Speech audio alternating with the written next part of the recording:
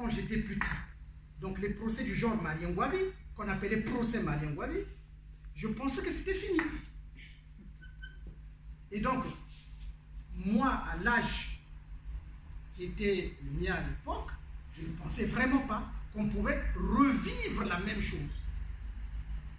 Et que c'était de l'histoire du droit, ou en tout cas de l'histoire, tout ça.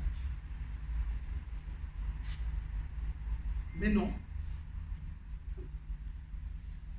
Je me retrouvais dans un procès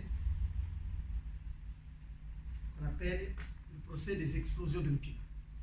Et je vais défendre un homme, un officier, que vous connaissez, le colonel Dessou. Je peux vous assurer que, au-delà de ma défense de la personne, on peut le critiquer, on peut ne pas critiquer, ce n'est pas ça le plus important. J'ai appris, mais alors beaucoup. Des choses qui, au départ, devaient apparaître comme des choses négligeables, et qui, au fil du temps, ont éveillé en moi des réflexes qui m'ont permis de comprendre, finalement, quel était ce régime. Ce régime avait mis en place des éléments de langage pour expliquer pourquoi il vous tue. De sorte qu'on avait fait de vous, et vous le savez tous, des victimes coupables. Vous êtes coupable d'être victime. De sorte qu'en face de vous, il n'y a pas de bourreau. Donc, vous vous rendez compte? Donc, si vous arrivez à subir ce que vous subissez, ce n'est pas le fait d'un bourreau, mais c'est le fait de vous-même. Parce que vous êtes victime et coupable. Et un certain nombre d'éléments qui ont été rappelés ici, le tribalisme par là, les lances et les tribalistes. Tout ça, ça a été construit. Ne pensez pas que c'est un fait du hasard. Tout ça, ça a été construit. Et tous les mochis sont formés pour ça. Il y a une initiation au mal contrôlé. Une initiation, je le dis bien. Et ça, je l'ai appris du colonel.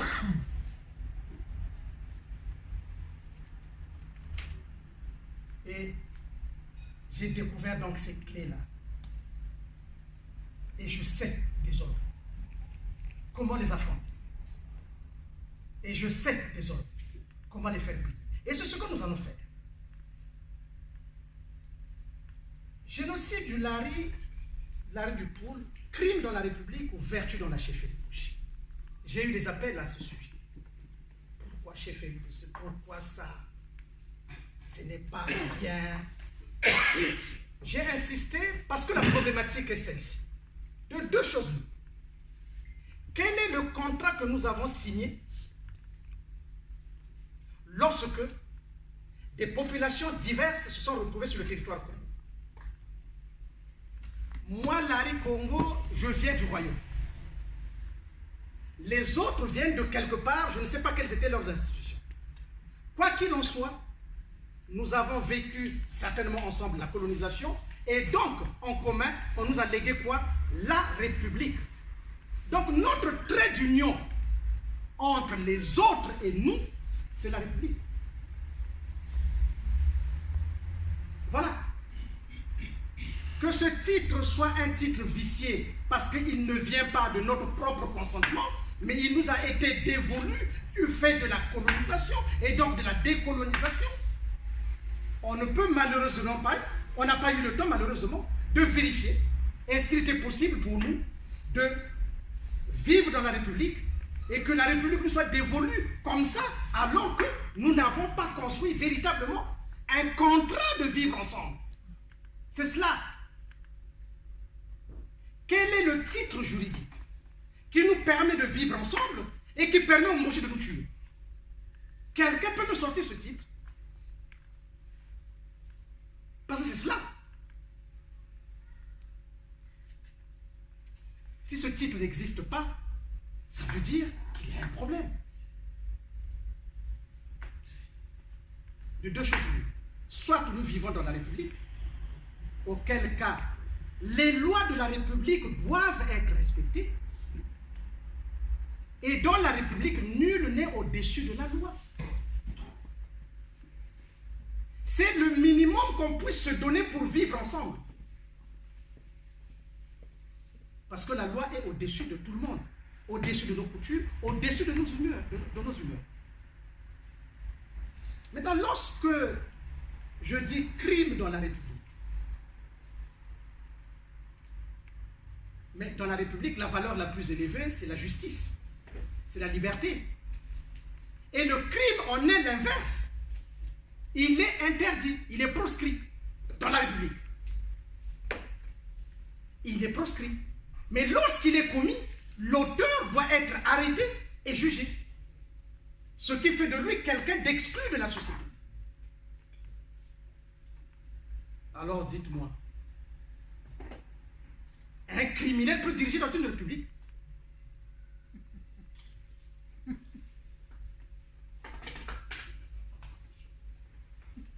Est-ce qu'un criminel peut diriger dans une république?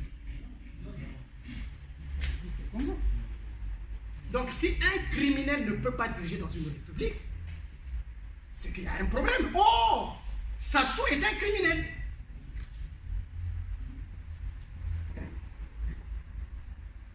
Et oui. Donc le premier débat aujourd'hui entre les autres et moi et nous, c'est qu'il y ait quelqu'un qui vienne en face me dire que Sassou n'est pas un criminel.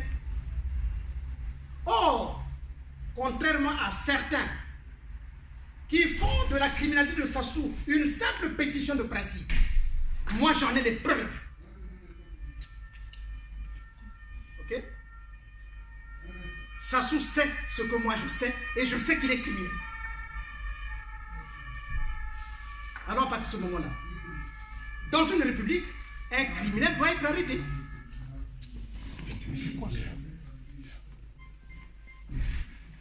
Donc, notre trait d'union qui devait être la République et que personne ne doit être au-dessus de la République exige que M. Sassou, qui est criminel, devrait être arrêté. Parce qu'il y a une incompatibilité entre être président de la République et le crime. Il y a une incompatibilité. On ne peut pas être dit président de la République quand on commet des crimes. Okay? Et si Sassou est un criminel, or le génocide est un crime, qu'est-ce qui empêche Sassou aujourd'hui comme criminel de commettre le génocide? Pour ceux qui contestent le génocide là, je fais là un syllogisme. Qu'on me dise quels sont les éléments qui empêcherait Sassou, criminel, de ne pas commettre le génocide. Là. Voilà le vrai débat. Le tout, c'est pas de venir dire « Ah non, Sassou n'a pas commis le génocide. Ah non, il n'est pas criminel. » Non. La question est de savoir qu'est-ce qui empêche Sassou de commettre le crime de génocide. C'est une autre approche. Ce n'est pas l'approche qui consiste à dire les victimes doivent démontrer qu'ils sont victimes du génocide. Non. Il faut que la nature du régime qui dirige fasse la démonstration que de par sa nature, il est dans l'incapacité de commettre un crime. Et donc le crime du génocide. Donc voilà. Maintenant, j'attends de ce gouvernement, comment on les appelle, les Konine Makosso, les Mabiala, les Thierry Munga, les Asie Dominique. Le premier débat entre eux et nous, c'est de dire est-ce que Sassou est oui ou non un criminel? Alors si c'est un criminel, sommes-nous dans la République? Et si nous ne sommes pas dans la République, donc, nous sommes dans quoi? Dans la chefferie Moshi, où le crime est sanctifié. Parce que, rappelez-vous d'ailleurs, on l'appelle Olomanyama. Le crime est sanctifié. Il y a même une chanson, je le chanterai peut-être pas bien, puisque je ne suis pas Moshi, mais vous entendrez. Ils disent une genre, Oh Tsombe, Joye, Bomaye. Je ne sais pas si vous avez déjà entendu. Voilà le crime, comment il est sanctifié. Oh Tsombe, Soyez, Bomaye. Donc c'est normal chez eux. Et donc moi je dirais, Ochombe, Zobanari, Bomabango, c'est normal. Est-ce que oui ou non c'est normal? Peut-on se retrouver dans une république en disant ce que je dis là? Non. Donc, voilà. Donc, nous sommes dans une chefferie Moshi. Est-ce que le contrat qu'on a signé ensemble, c'était le contrat pour que le poule ou les laris vivent comme esclaves ou bétail de la chefferie Moshi? Non. Je suis content de vous entendre dire non. Mais c'est ce que nous devons maintenant désormais clamer. Je l'ai dit il y a à peu près 1 an, 2 ans où je disais que le poule était du bétail.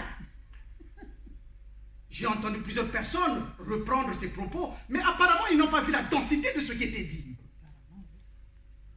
Vous vous contentez simplement de penser que c'est une formule de style, mais c'était le fond, c'était un fond que je disais. Et c'est ça que j'ai vécu. Mon expérience, parce que le colonel Nsuru m'a dit que ce type-là n'aime pas les laris. Mais moi, je veux vivre dans une république où vous pouvez ne pas m'aimer, mais vous n'avez pas le droit de me tuer. Voilà. Le paradigme, c'est celui-là. Ne m'aimez pas. Moi, je vous donne le droit de ne pas m'aimer. Mais vous n'avez pas le droit de me tuer. Donc, je pose la question au Moshi aujourd'hui. Vous ne m'aimez pas, oui, mais est-ce que vous avez le droit de me tuer? Non. Si nous sommes dans la République, est-ce que vous avez le droit de me tuer du seul fait que vous ne m'aimez pas? Voilà. Les laris. Votre slogan demain, c'est celui-là. Ne m'aimez pas, mais vous n'avez pas le droit de me tuer. Posez-leur la question. Est-ce qu'ils ont le droit de nous tuer? Mais dans la chefferie Moshi, oui. Parce que nous sommes déclarés comme étant des ennemis. Et un ennemi doit être exterminé. Chez les Moshi, il n'y a pas de demi-mesure. Lorsque vous êtes déclaré comme ennemi, vous devez être exterminé. Parce que la notion de paix n'existe pas chez eux. Donc, quand vous entendez, ils ont signé la paix, vous avez déjà vu Sassou signer un acte de paix? Regardez dans tout ce qui se signe. Regardez s'il y a ça. Mais quand il y a eu la paix entre Youlou et Opango, il y a la signature de ces deux. Donc vous voyez, les grands hommes, vous les voyez? Les grands hommes. Et ça a eu une signification parce que Opango, à la chute de Youlou, parti en prison, lui aussi est parti en prison. Donc vous voyez l'élévation? Mais ça soit déjà signé comme un acte de paix? Zéro. Ce qui veut dire, et ça je vous le redis encore, je vous mets en garde, le génocide n'est pas encore fini. Retenez-le, hein? Vous ne direz pas que Maître Ganga n'avait pas dit. Parce que le génocide, contrairement à ce que tout le monde dit, je vais vous donner une définition simple et vous allez regarder. C'est le fait d'exterminer une population pour ce qu'elle est et non pour ce qu'elle a fait. Ce qu'elle a fait, excusez. Ok? Exterminer un groupe pour ce qu'il est et non pour ce qu'il a eu à faire. Posons-nous la question. Les laris ont fait quoi?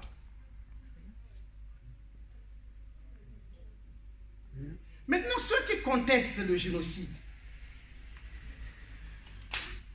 c'est pas vrai, c'est pas un génocide. Ok, d'accord, je leur accorde ça. Bon, qu'est-ce qu'ils vont faire dans le pool? Quels sont ces actes-là qui sont des actes criminels, mais qui seraient autorisés parce que c'est fait dans le pool?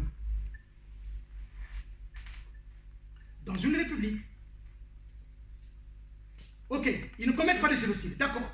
Mais ils vont faire quoi là-bas, alors? Parce qu'aujourd'hui, il faut que le débat soit là. Hein? Cette histoire qui consiste à être premier sans compétir, il faut que ça s'arrête. Vous comprenez? Les Moshi disent, ah nous on n'a rien fait. Non. Si vous n'avez rien fait, faisons le débat. Et je vais vous dire, je suis à Brazzaville.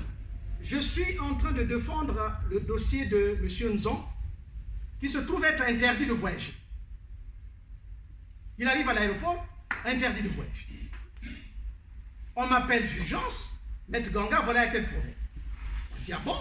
Je demande au ministre Nzom, mais est-ce que vous avez un document vous interdisant de... Ah non, non, il n'y a aucun document. Je fais ce qu'il faut. Et je lui dis, bah, écoutez, je fais une conférence de presse. C'est beaucoup plus simple. Parce que si on va au tribunal, les magistrats ne sont pas compétents, ils sont peureux, et de toute façon, c'est souvent des activistes du tribalisme judiciaire. Donc ça ne sert à rien. D'accord? On va faire une conférence de presse.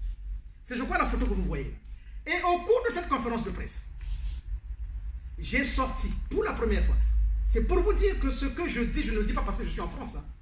Je l'ai fait parce que quand j'étais au Congo. Je dis à l'assistance que M. Sassou n'est pas un président de la République, c'est un chef de tribu.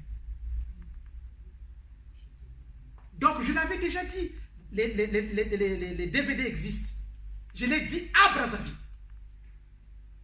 C'était un chef de tribu, je ne sais pas, un président de la République. Et à la suite de ça, j'ai demandé que ceux qui voulaient me contester, qui voulaient contester cette qualification, eh bien qu'on fasse un débat, mais à 20h à la télévision nationale. À 20h, ceux qui veulent débattre avec moi, qu'ils me fassent la démonstration que non, c'est un président de la République, ce n'est pas un chef de tribu. Et aujourd'hui, mais en réalité, Sassou n'est qu'un chef criminel de la tribu Moshi. Et oui. Et vous avez des gens donc aujourd'hui commencent à dire, et ça c'est leurs éléments de langage. Ah non, c'est pas tous les Moshi. Ok. Ça c'est leur langage. Ils ont déjà préparé ça, ne vous en faites pas. Hein. Ne pensez pas que c'est quelque chose qui est... Non, c'est une construction qui est faite depuis longtemps. Chaque Moshi a ça. Il va répondre en disant, ah non, c'est pas tous les Moshi. Ok. C'est pas tous les Moshi. Ils représentent combien que c'est pas tous les Moshi? Ils sont majoritaires ou ils sont minoritaires? Minoritaires. Alors s'ils sont minoritaires, vous pensez que moi je vais faire de l'analyse en tant que victime? Je vais faire mon analyse en tant que victime sur la minorité? Non. Ils ont fait quand même. Quel argument spécieux? Quel argument spécieux? Et quand on dit c'est pas tous les moches, ils sont combien? Et ils relèvent de quelle catégorie? C'est des femmes, c'est des filles, c'est des enfants, c'est qui? Donc vous voyez? Donc, si, mais alors le plus grave, donc il n'y a qu'une minorité qui conteste le crime chez les mochis. Il n'y a qu'une minorité. Est-ce que vous trouvez ça normal? Mais face au crime, on devait avoir la majorité. Face au crime, on devait avoir la majorité qui devait refuser le crime. Mais là, ils nous disent, ce n'est pas tous les mochis. Ok? Donc, il n'y a qu'une minorité qui n'aime pas le crime chez les mochis. Donc, la majorité aime le crime. Vous vous rendez compte? Et nous allons vivre la République avec des gens dont la minorité conteste le crime. Et que la majorité sanctifie le crime. Mais avant que je n'oublie, c'est d'autant qu'ils ont sanctifié que la Constitution de 2015 sanctifie le crime. Est-ce que vous vous rendez compte? Donc ce n'est pas tous les mochis, mais ils ont consacré le crime comme valeur constitutionnelle. Est-ce que vous vous rendez compte? Mais ce crime comme valeur constitutionnelle, c'est la solution finale contre le poule. Attention, c'est la solution finale contre le poule. Eh oui, j'attends que les mochis se lèvent pour venir dire non, Maître Nganga ment. Moi je les attends.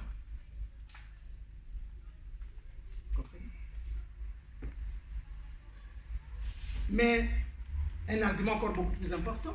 Lorsqu'on parle de l'Allemagne nazie, tous les Allemands étaient nazis.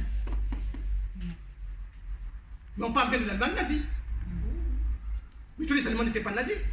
Avec cet avantage quand même, comme le disait mon frère aîné, Montila, c'est que dans les nazis, dans l'Allemagne nazie, il y avait ce qu'on appelle les justes. C'est-à-dire que ceux qui ont protégé les juifs. Mais comme ils étaient minoritaires, ça permet de dire que l'Allemagne n'était pas nazie. L'Allemagne est nazie. Mais dans l'Allemagne nazie, il y avait des justes. Donc voilà. Donc les mochis qui viennent dire, ce n'est pas tous les mochis. Gardez ça pour vous. On sait bien que ce n'est pas tous les mochis. Mais ce n'est pas un argument pour dire que tous les mochis, ce n'est pas tous les mochis qui sont d'accord avec ce que fait Sassou. Oui. dans le principe, c'est que c'est la moshini. C'est l'art d'utiliser le mensonge pour le crime. L'art d'utiliser le mensonge au service du crime. C'est ça la moshini.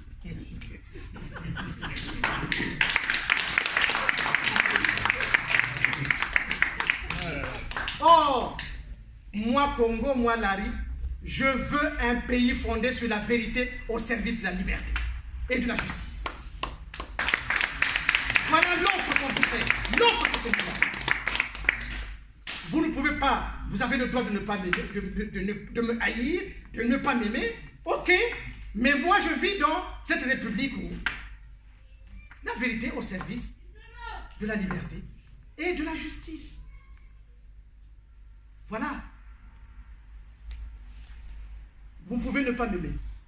Mais est-ce que vraiment c'est mauvais que je vous propose? Ça, c'est l'offre que nous faisons désormais. Un Congo fondé sur la liberté, sur la vérité au service de la liberté. Et c'est ça notre République.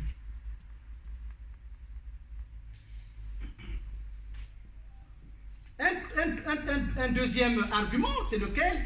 Et ça, c'est le gouvernement congolais qui disait: ah non, ne parlez pas du génocide, Larry, pour l'unité nationale, c'est pas bon. Et puis, vous voyez, la construction des éléments de langage. Ah non, non, non, non, non, non, parlez pas.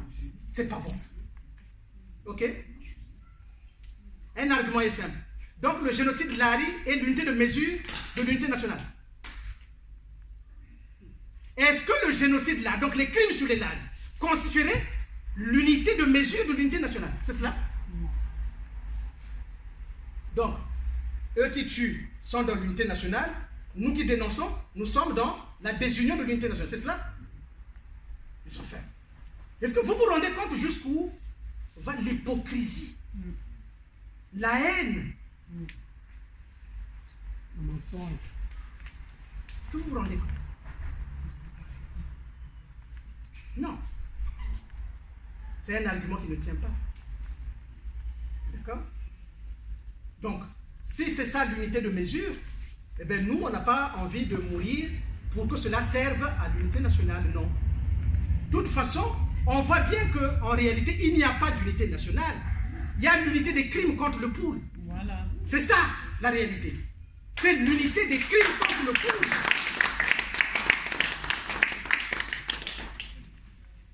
Et vous direz encore, et ça, vous aurez tout ça comme argument. Le Congo est indivisible. Le Congo est un et indivisible. Oui, le Congo est un et indivisible dans les crimes contre le pool.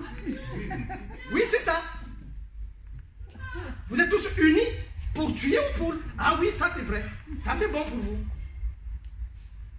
Donc, c'est ça le contrat qu'on a signé, nous, dans la République. Non. Un troisième argument, il n'y a pas de Larry au pool. Oh yo yo. Les Larry n'existent pas. Donc si les Larry n'existent pas, ceux qui vont tuer là-bas, c'est lesquels? Parce qu'il y a une géographie du génocide. Mon excellent grand frère à ma gauche a cité à peu près les villages. Donc si les Larry n'existent pas, ceux qu'on va tuer là, c'est lesquels? Et on vous dira encore, mais il n'y a pas que les Larry qui vivent dans le pool. Moi, je suis d'accord. Mais en ce moment-là, il faut que Sassou nous dise quelles sont les autres tribus qui vivent là-bas, qui n'ont pas subi le génocide, et qui sera la preuve que les Larry n'ont pas subi le génocide, parce qu'eux, ils n'ont pas subi ça. Exact. Or, moi, je sais que les autres qui ont vécu là-bas, vous avez, comment on l'appelle, l'oncle de Sassou, là, comment vous l'appelez? Yoka Emmanuel et Aziz Dominique, c'est le seul Mboché qui a habité là-bas. Mais ils étaient informés du génocide qui viendrait se passer dans le pool, donc ils étaient déjà partis. Donc il n'y a pas d'autres tribus en dehors de Larry, il n'y a que eux là-bas. Et puis, quel est cet argument? Donc si les autres ne dénoncent pas le crime dont ils sont victimes, les Larry n'ont pas le droit de se plaindre de ce génocide. C'est cela. Ils ont fait quand même. Donc vous vous rendez compte, par tous les moyens, ils veulent que vous vous taissiez. Mais on ne se taira plus, c'est fini, on ne se taira plus. D'accord?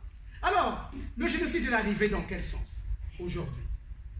Mais parce qu'il y a eu une substitution de la République par la chefferie. Et comment? Mais parce que la chefferie a réussi à dépouiller la République et l'État de la République. La République a été dépouillée pour n'appartenir qu'à un groupe désormais. Ok? Ce qui fait que l'armée qui devrait protéger l'ensemble du territoire rentre dans le pool qui est considéré désormais comme étant un État. Mais est-ce que le pool c'est un État? Non. Alors, maintenant, puisque la République a perdu ses attributs, qui va protéger le pool? Et alors, donc, le génocide devient possible en ce moment-là.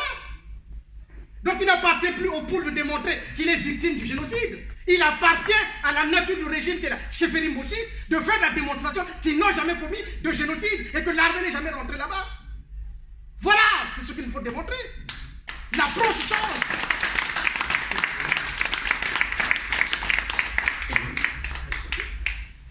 C'est cela. Donc, si la République existait, et comme je vous ai dit, vous pouvez ne pas m'aimer, mais j'ai le droit quand même à l'existence. Le droit à l'existence, c'est ce que me consacre la République. Donc, la République protège mon existence. Mais là, non. Parce qu'il n'y a plus de République. Nous sommes dans la chefferie Moshi. N'en déplaise à qui veut. Nous sommes dans la chefferie Moshi et nous sommes exposés. Parce que personne, même la communauté internationale, est incapable de nous protéger. Malgré nos cris, malgré nos pleurs. D'accord? Donc, la chefferie Moshi a transformé la force de la loi dans la loi pour la force de la force. Donc maintenant, il règne en force et la loi, c'est Sassou. Comment ce dépouillement a commencé? Je n'irai pas très loin, mes aînés ont parlé de ça, mais moi je vais prendre des exemples précis. La mort de Marien Ngouabi est un point capital du dépouillement de la République. C'est vrai que mes aînés font remonter ça plus loin. Mais moi, par rapport à mon âge, simplement, de ce que j'ai vu, d'accord? Voilà à quoi remonte. Marien Ngouabi est tué par Sassou. Je le dis haut et fort, si Sassou est un homme de grande conviction, j'attends qu'il dépose plainte contre moi pour diffamation.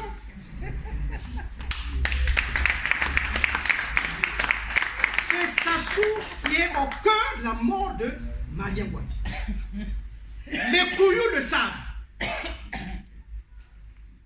Maintenant, dites-moi, comment ça se fait que les couillous savent que Marien Ngouabi, qui était couillou, a été tué par Sassou et ils acceptent d'aller tuer les Bakongo? Parce que la guerre devait avoir entre qui et qui? Mais c'est entre les mouchés et les couillous. Qu'est-ce que nous on avait à voir là-dedans? Mais ils ont commencé par dire, vous voyez, le mensonge au service du crime. Ah, l'impérialisme a tué Marien Ngouabi. Le même jour, hein? Après, Motondo a tué Marien Ngouabi. Après, Bakongo va bomber Marien Ngouabi. En une journée, on a 3 versions, mais le plus grave, et ça les juristes le savent, donc la culpabilité est prononcée par les médias. L'auteur, donc sans enquête judiciaire, sans source judiciaire, c'est les médias qui disent, ah, c'est un tel qui a tué. Jusqu'à mettre en chanson Bakongo Babou. Retenez ce que je vous dis là. C'est comme ça que ça procède. Donc les médias reprennent Bakongo Babou. Et là c'est quoi? Comment ça s'appelle? C'est l'appel au génocide. Ça s'appelle l'appel au génocide. C'est l'appel au génocide. Parce qu'il n'y avait aucune enquête. Ce n'était pas une source judiciaire. Donc la République a été fauchée déjà là. La République n'était pas. Et je vous dis jusqu'aujourd'hui, l'enquête sur Marien Ngouabi, la mort de Marien Ngouabi, n'a jamais été faite. Retenez ce que je vous dis. Hein? L'enquête sur la mort de Marien Ngouabi à ce jour n'a jamais été faite. Que les couillous m'entendent et qu'ils reconnaissent et qu'ils disent et qu'ils comprennent que jusqu'à présent, Ils sont partis tuer les Bakongo pour rien et sans aucune enquête. Mais le plus grave, quel était l'officier qu'on a mis à la tête? Yombi. Donc, un officier de cet acabit peut-il se permettre qu'il y ait des exceptions sommaires? Non. Mais regardez ce qui va se passer. Marien Gouabi est mort. Je vais vous lire quelque chose pour vous faire la démonstration. Marien Gouabi est mort. C'était la constitution de 73 qui nous gouvernait. Ok? L'article 40 de cette constitution dit quoi? Écoutez bien. En cas de vacance de la présidence de la République, pour quelque cause que ce soit, ou d'empêchement constaté par un plénum réunissant les membres du comité central et de l'Assemblée nationale populaire, statuant à la majorité absolue des membres composant le plénum, les fonctions de président de la République, à l'exception des pouvoirs prévus, je vous passe les détails, sont provisoirement exercées par le président de l'Assemblée nationale populaire. Suivez bien.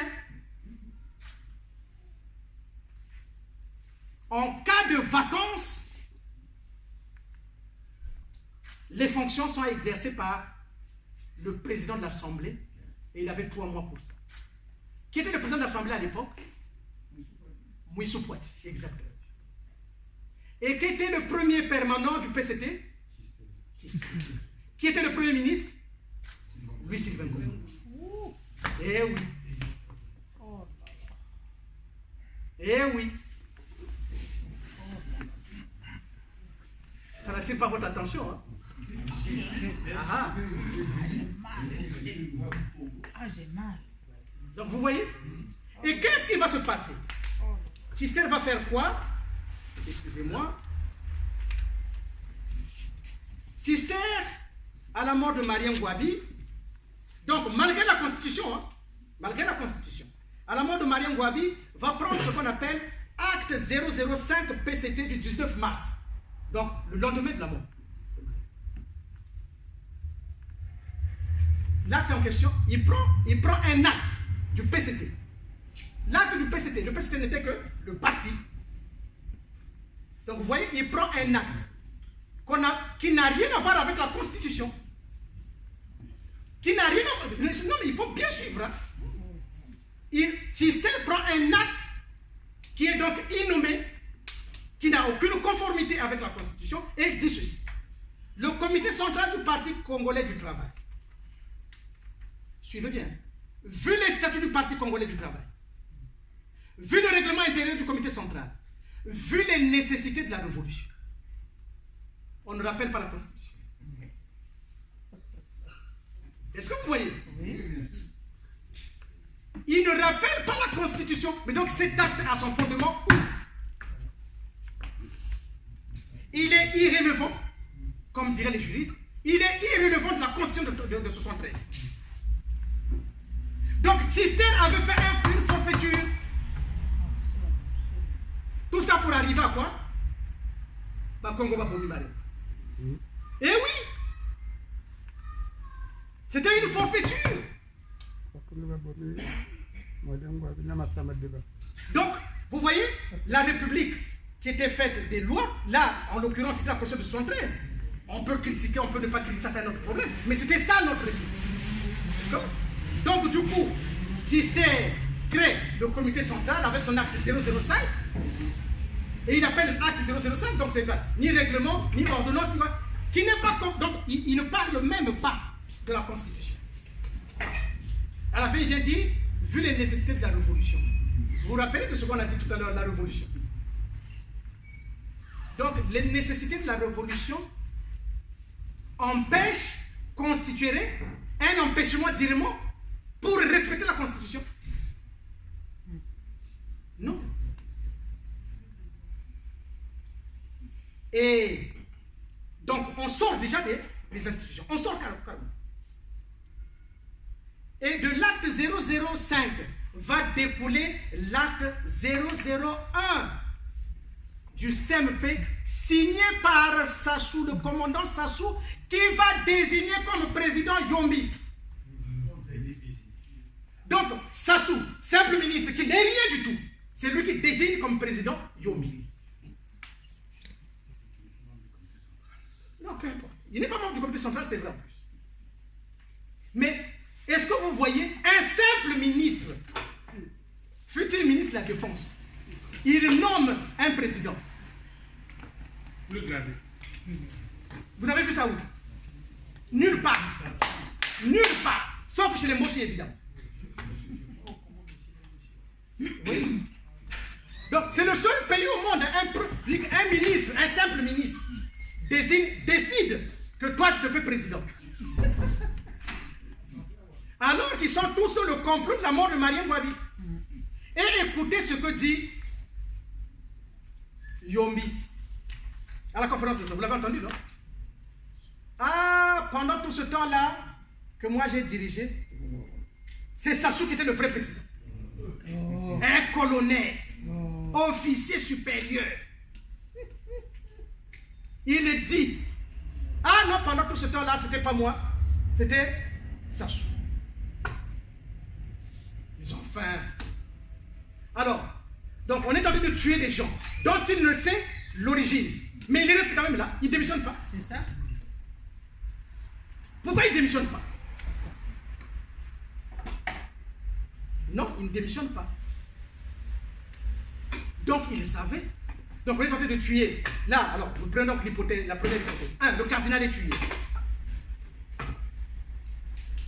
Dites-moi, le jour que Marien Ngouabi est tué, le cardinal était à la présidence muni des instruments permettant de dire qu'il était à l'origine de l'assassinat de Ngouabi.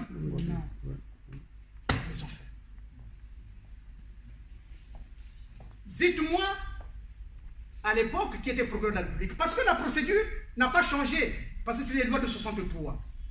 Mais en cas de crime flagrant, c'est le procureur de la République qui se déplace immédiatement avec les OPJ sur les lieux du crime, accompagné éventuellement du juge d'instruction, qui est le juge le plus puissant. Or, à la mort de Marien Ngouabi, vous n'avez rien de tout ça. Vous n'avez rien de tout ça. Donc, aucune enquête n'est faite. Mais on a déjà dit, le cardinal est déjà mort. Hein? Sans aucun procès. Sans aucune enquête. Mais on a tué un cardinal. Simplement parce qu'il était Larry. Donc, on l'a tué, non pas pour ce qu'il a fait, mais pour ce qu'il est. Définition du génocide. On l'a tué non pas pour ce qu'il a fait, mais pour ce qu'il était.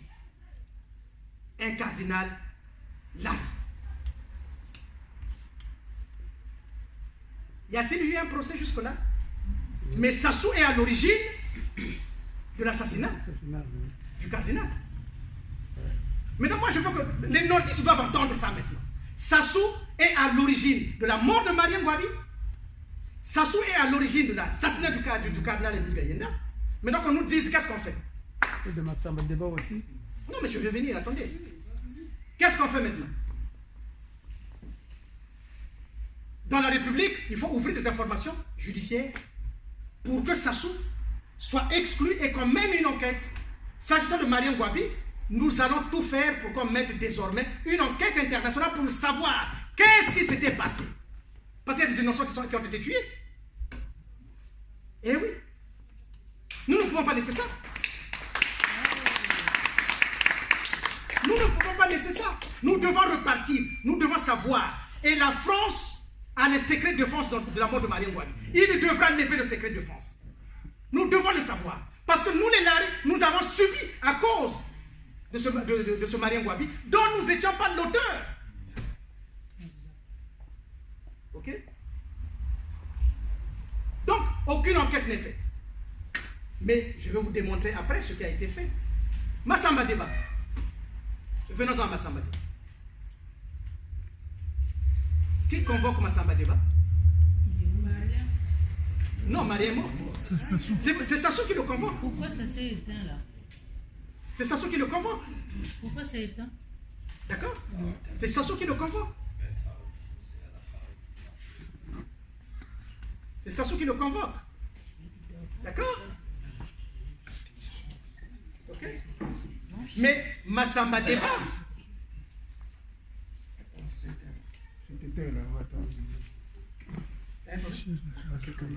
Je change juste. Ça peut pas charger pendant que Ah, excusez-moi.